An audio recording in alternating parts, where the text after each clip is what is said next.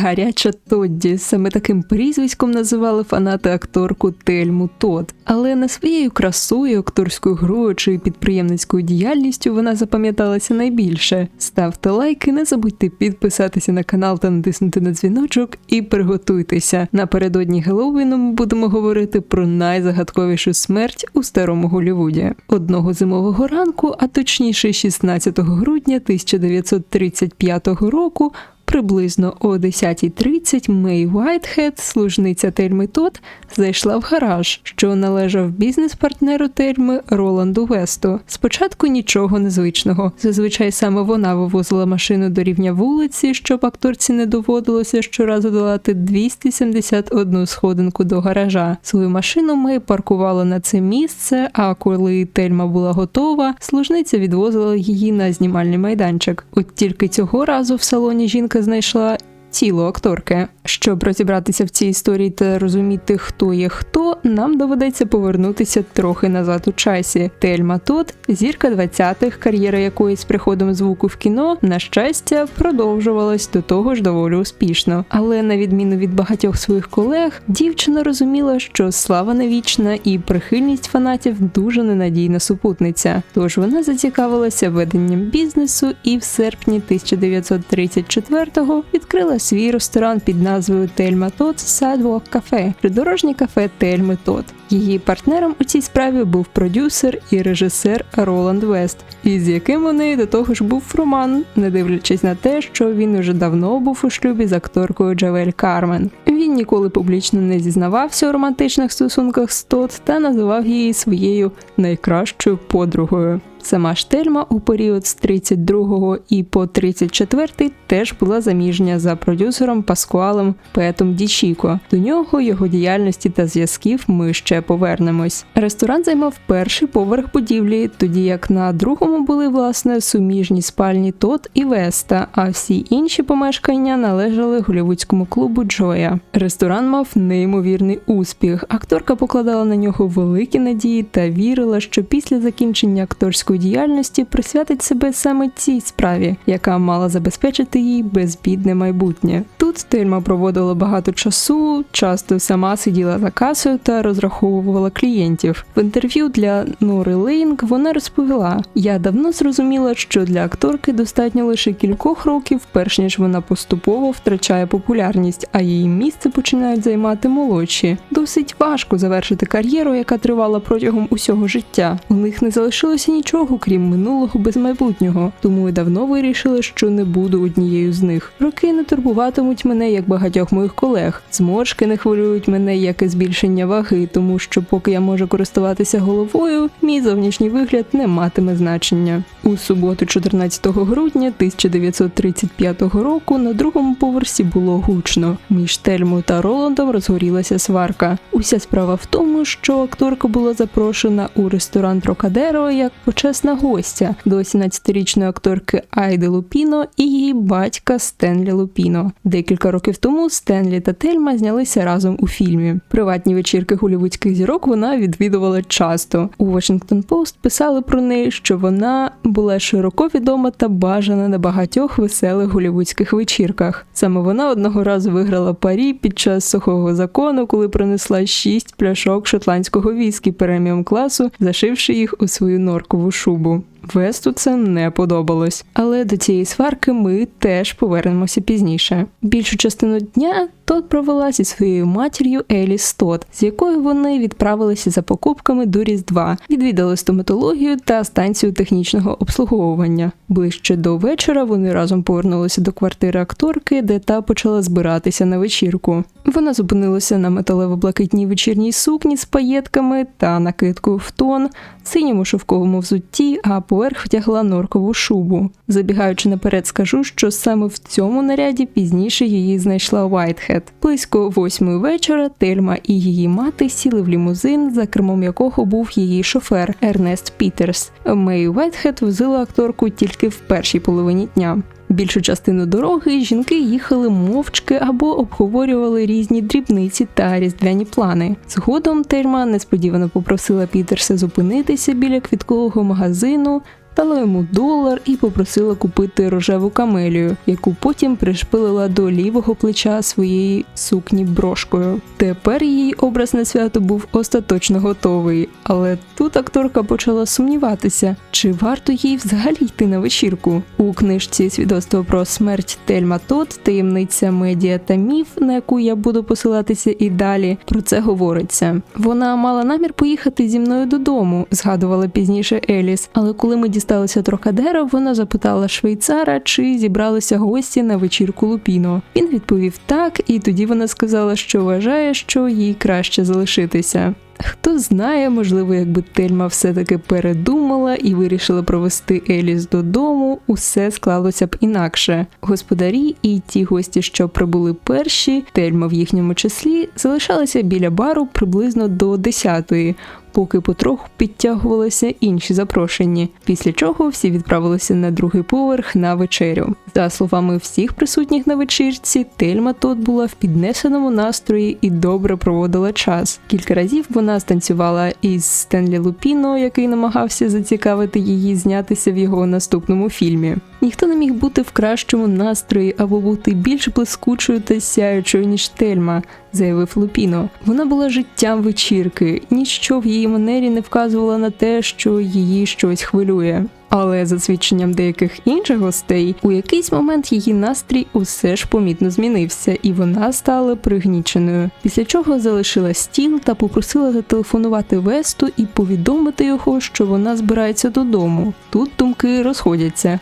Хтось припускає, що вона могла почути щось неприємне в розмові за столом. Більшість звинувачує у всьому те, що акторка побачила свого колишнього чоловіка, Пета, з його новою дівчиною. До гардеробу Тельму провела дружина викладача танців Артура Принца, із якою в неї раптом відбулася доволі дивна розмова. «Не дозволяйте Голлівуду змінити вас», – порадила вона місіс Принц. «Залишайтеся такою ж. Не зважайте на те, що вам говорять люди, і йдіть своїм шляхом. Голлівуд сповнений нещастя, не дозволяйте йому вразити вас». О 3-й ранку вона вийшла з ресторану та сіла в лімузин, у якому на неї чекав Ернест Пітерс. За його спогадами, акторка була тихою і задумливою. Зазвичай, коли вони їздили разом, віконце між водієм і пасажирським сидінням було відчинене, щоб вони могли поговорити про всякі дрібниці. Але цього разу Тельма була мовчазною. Ще одна деталь, яка здалася Пітерсу незвичною, було те, що він завжди проводжав Тодд до дверей. Але тепер вона різко відкинула його пропозицію. «Ні, тільки не сьогодні ввечері», – відмовилась акторка і вийшла з автомобілю. Водій спостерігав, як вона повернула за ріг у бік своєї квартири, розташованої над кафе, перш ніж поїхати. Це був останній раз, коли хтось точно бачив Тельму Тодд живою. Перервуся, щоб нагадати вам обов'язково підписатися, поставити лайки та залишити свій коментар, бо це дуже допомагає просуванню відео. Що ж, повертаємося до ранку 16 грудня. Спочатку Мей Уайтхед подумала, що Тельма спить, але коли вона струснула її, щоб розбудити, відчула, що тіло зовсім холодне. Вона придивилась і побачила, що з рота і носа дівчини стікала кров. Запалювання було увімкнено, але автомобільний акумулятор розрядився. Уайтхед у паніці вибігла з гаража з криком вона мертва, міс Тодд мертва». Коронер встановив, що Тельма померла між 5 та 8 ранку в неділю 15 грудня від отруєння чадним газом. Ним її кров була насичена на 70%. Незважаючи на заяви інших гостей вечірки в Трокадеро, що вона мало випила тієї ночі, вміст алкоголю був 0,13. У звіті про розтин не зазначено жодних слідів насильства на її тілі, за винятком контузії на її роті і пошкодження носу від удару головою об кермо. Дещо дивне, однак, під час розтину таки було знайдено, а саме горох та моркву у її шлунку, хоча їх на вечірці у Трокадеро не подавали. Головна теорія звучала так. Тодд повернулася з вечірки, але потрапити в саму квартиру не змогла, тому що Вест, як він сам про це розповів, зачинив двері не на ключ, а на засув зсередини. Ключа від другої двері вона при собі не мала, тож акторка вирішила піти почекати в машині, а оскільки ранок був холодним, увімкнула двигун, щоб зігрітися. Ця версія звучала просто та переконливо, однак сходилося не все. Наприклад, того дня було дуже вітряно, тож якби вона подолала пішки шлях від своєї квартири до гаража Уеста, це б помітно вплинуло на її зовнішній вигляд. Але її укладка не постраждала, як і її взуття, яке залишалося відносно чистим. У ньому явно не ходили тими сходами чи пагорбами. До того ж, якщо згадати події вечірки, то ми знаємо, що Тельма попередила Роланда, що збирається повертатися додому. Навіщо ж було зачиняти двері і лишати її можливості потрапити всередину? Сам Вест пояснював це тим, що не знав, що в неї не було ключа від інших дверей. Тож ця плутанина з ключами тягнеться все далі і немає точного пояснення. І якщо акторці було так холодно, чому вона не вдягла рукавички, щоб зігрітися? Отже, єдине, що в усій картині не піддавалося сумнівам, так це час смерті, хіба не так? Теж ні. Дружина актора Волоса Форда, Марта Форд, вразила всіх своєю заявою. Сьогодні я думала, що втрачаю глузд, коли мені сказали, що поліція повідомила, що Тельма померла на світанку в неділю. Я розмовляла з нею десь між 4 та 4:30 дня в неділю. У неділю в Марти була своя вечірка, на яку ще в четвер вона намагалася особисто по телефону запросити Тод, але та не брала слухавку. Тож Форд залишила повідомлення на автовідповідачі з проханням передзвонити. У суботу Тельма прослухала запис і сказала Мей Уайтхед, щоб та передзвонила Марті і підтвердила запрошення. Однак, зі слів Марти, Тельма зробила це ще раз, особисто в неділю. Пообіцяла бути за півгодини, уточнила, якою дорогою буде краще дістатися, а також повідомила, що привезе із собою ще одного таємничого гостя чи гостю. Кого саме вона не сказала. Як ви розумієте, на цьому святкуванні акторка не з'явилася. Стривожений тим, що вона досі не приїхала, Джордж Бейкер, асистент директора і близький друг Тельми, подзвонив їй додому приблизно о 7 вечора. Слухавку підняв чоловік, який сказав Джорджу, що не бачив Тельму весь день. Однак звіти телефонної компанії стверджують, що з квартири Тод у будинок Фордів було здійснено лише один дзвінок – у суботу об 11:27. Згодом почали з'являтися свідчення інших людей, які запевняли, що бачили Тельму в неділю. Хтось казав, що вона була сама в табачній лавці, хтось бачив її в авто з невідомим чоловіком. Одна зі статей у газеті The Los Angeles Daily News підсумувала ситуацію, що склалася на той момент. В офіційних та інших колах, включаючи найближчих родичів, було виявлено тих, хто дотримується 3 думок щодо її смерті. Вбивство, нещасний випадок, самогубство. Теорію щодо нещасного випадку і ті деталі, через які картина не складалася, я вже озвучила. Щодо самогубства, на мою думку, говорити важко. Усе, що ми маємо, це слова інших людей, половина з яких стверджує, що Тельма була найпозитивнішою людиною з усіх, тоді як інші пригадують, якою пригніченою вона була наприкінці вечірки. У будь-якому з цих розкладів ніхто не може достовірно знати, що відбувається в голові іншої людини. Тож перейдемо до найцікавішої частини – вбивства. Якщо і підозрювати когось у такому тяжкому злочині, то в цій історії можна зупинитися на 3 людях. Перший з них – Пет Дічіко, колишній чоловік кінозірки. Після 4 місяців у стосунках Тод вийшла заміж за Дічіко в 1932 році. Спочатку, як завжди в таких історіях, це здавалося справжнім коханням. Пет обожнював свою дружину і лагідно називав її «моє ягнятко». Згодом часта відсутність Пета вдома та його непостійний характер почали руйнувати їхні стосунки. Чутки про проблеми в їхньому особистому житті дійшли до преси ще навесні 33-го року. У вересні того ж 33-го Тельма виписала Дічіко зі свого заповіту, вони розійшлися в лютому 1934 року, а офіційно розлучилися 2 березня. На суді Тельма засвідчила, що Дічіко грубо з нею поводився і погано ставився до її друзів. Однак незадовго до її смерті почали ходити чутки, що між ними знову щось є, і вони, можливо, навіть думають вдруге вступити у шлюб. У той понеділок Пет також прибув на місце злочину і пройшов всередину, щоб на свої очі побачити тіло колишньої дружини. Репортерам він це пояснив тим, що до останнього не міг повірити в те, що її більше немає. «До минулої п'ятниці я не бачив Тельму рік», – заявив він. «У п'ятницю під час обіду я побачив Тельму у Вендомі. Ми трохи поговорили, досить коротко, і це був останній раз, коли я її бачив». Невідомо, який сенс був у тому, щоб розповідати цю байку, оскільки було декілька свідків, які бачили Дічіко на вечірці Лупіно в суботу. Так, вони з Тельмою сиділи за різними столиками, але це було очевидно, що вони бачились і навіть перекинулися парою фраз. До того ж, трохи підозрілим здається те, що вже у вівторок увечері він сів на літак та відправився проводити свята на сімейну ферму на Лонг-Айленді. Але що і найцікавіше з того, що стосується Паскуаля Дічіко, так це його зв'язки з мафією. А саме, що він працював на Чарльза Щасливчика Лучіяно, того самого, що стояв на чолі італійської мафії Нью-Йорка і якраз у 30-х роках був таким собі негласним господарем міста. Як ви розумієте, ми дійшли до другого підозрюваного. І Дічіко, і Лучіяно були добре відомими іменами в Нью-Йорку, де їхні шляхи перетиналися кілька разів. Але по-справжньому ця історія почалася в Голлівуді. Пет надавав Чарльзу інформацію щодо того, хто з зірок і в кого купляв наркотики, хто кому і скільки платив, щоб ті дивилися в інший бік, і все в цьому дусі.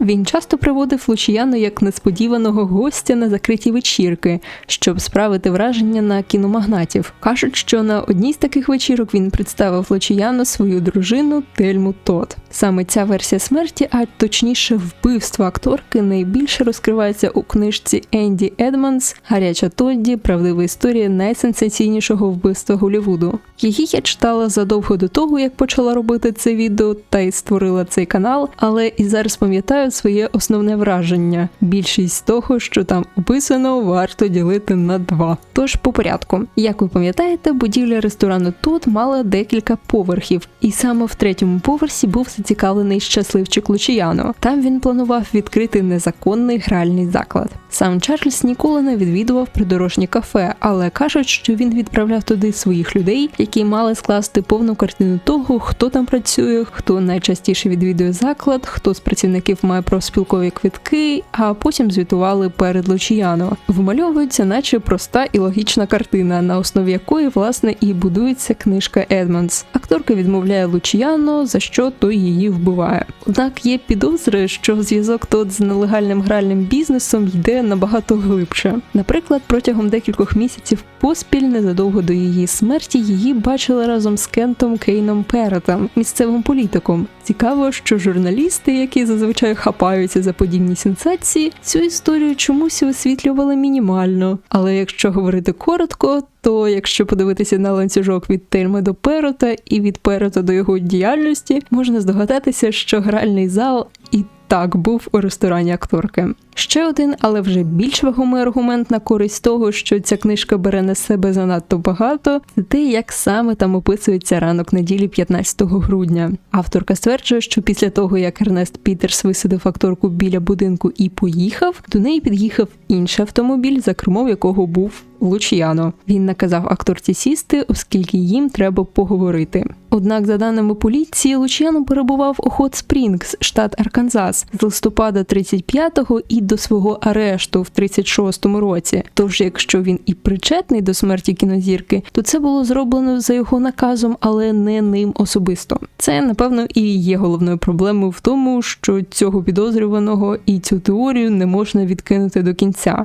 Якщо в іншої людини є надійне алібі, вона цього не робила. Але якщо надійне алібі у відомого мафіозі, ніколи не знаєш, чи це підтверджує, що він до цього не причетний, чи це зробили його люди. Якщо вже ми говоримо за мафію, то ви будете сміятися. Але чутки про подібні зв'язки ходили і про Роланда Веста, підозрюваний номер 3. Як уже можна було зрозуміти, у стосунках з Тод він був емоційним, ревнивим і прагнув контролювати її. Пам'ятаєте їхню сварку в суботу 14 грудня до якої я обіцяла повернутися. Еліс Тодд, яка стала свідком частини цієї розмови, згадувала: Тельма була дуже засмучена, і я вважаю, що тон містера Веста був різкий. Вони сперечалися, о котрій годині моя донька має повернутися до своєї квартири. Містер Вест наполягав, щоб Тельма повернулася о 2:00. Я сказала своїй дочці, що вона доросла жінка і може залишатися скільки забажає. Наскільки я пам'ятаю, він був дуже настирливим, і я не вірю, що суперечка була хоч якось добродушною. Так, під час свого свідчення Роланд стверджував, що вони просто жартували, і це не була спроба контролювати Тельму. Але він не міг заперечувати, що одна фраза таки точно прозвучала у тій розмові. Жартома чи ні, він прямо пригрозив, що якщо вона повернеться пізніше 2:00, двері будуть зачинені.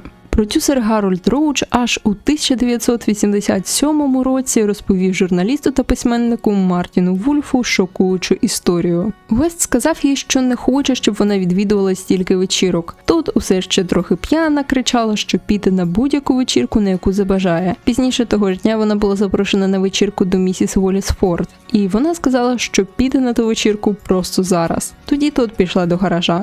Вест пішов слідом. Вона заскочила в машину і завела двигун. Вест підійшов до дверей гаража і замкнув їх.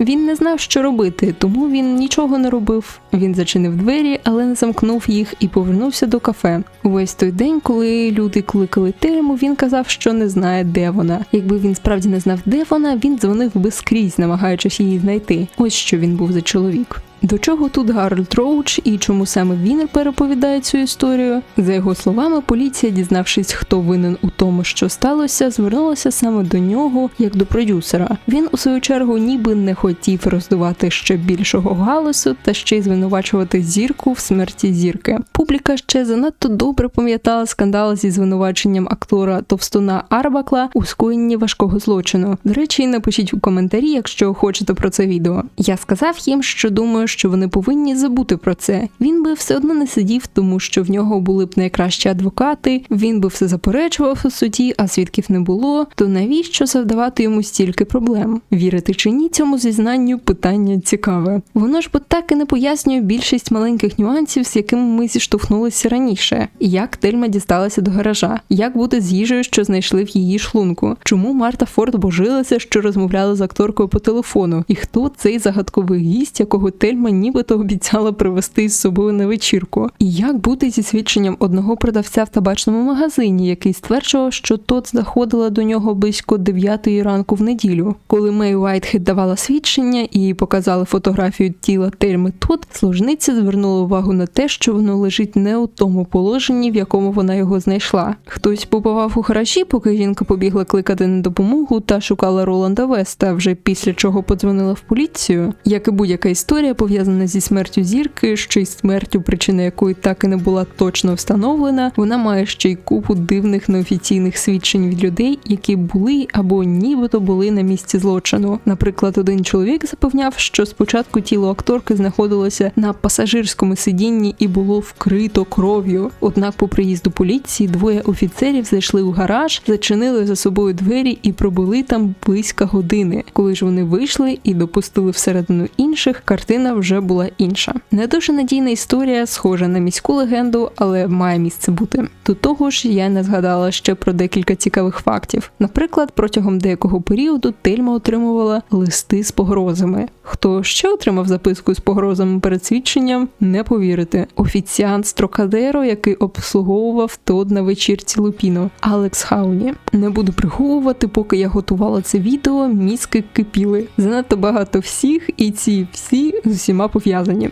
Тому закінчу цитатою журналіста Філіпа Шойнера. Тепер смерть Тельми Тодд стала справою, безособовою, несуттєвою річчю, яка майже затьмарює дівчину, жінку, яка мертва. Але ті, хто оплакує її, знали, що вона володіє багатьма надзвичайними якостями. Понад усе вона була, хоча я й не люблю це слово, звичайною. Що ж, на цьому в мене все. Ставте лайки, підписуйтесь на канал, не забувайте про коментарі. А я з вами прощаюся. Усім до побачення.